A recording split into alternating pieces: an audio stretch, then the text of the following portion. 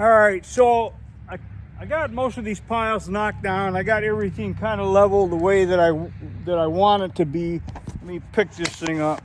All right. So, well, you can probably see if you look down through here. So I got my strings in here because I put that block in the middle because I think that's a 2x8. So I probably had to raise the middle of this thing a good 8 inches. So I use that for my center point, but I might as well, this can be kind of awkward, but I'm going to show you, because a lot of people don't understand this.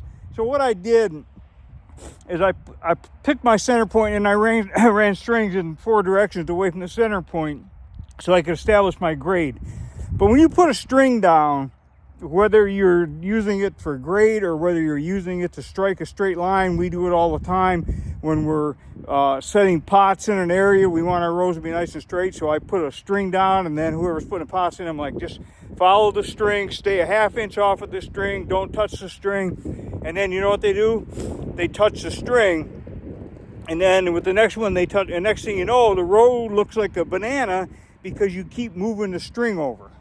So this is what I call jiggle the string.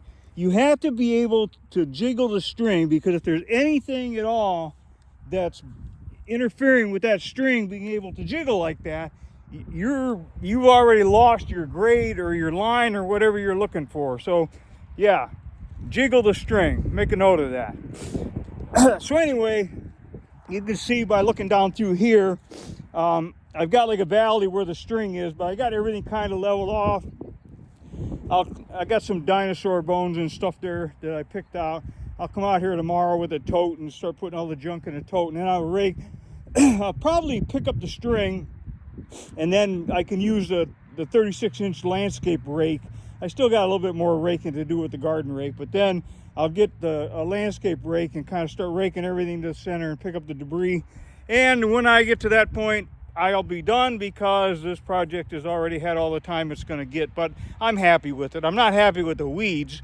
A week ago, there were no weeds here, so I got to wrap this up, because I don't need a whole bunch of weeds in here.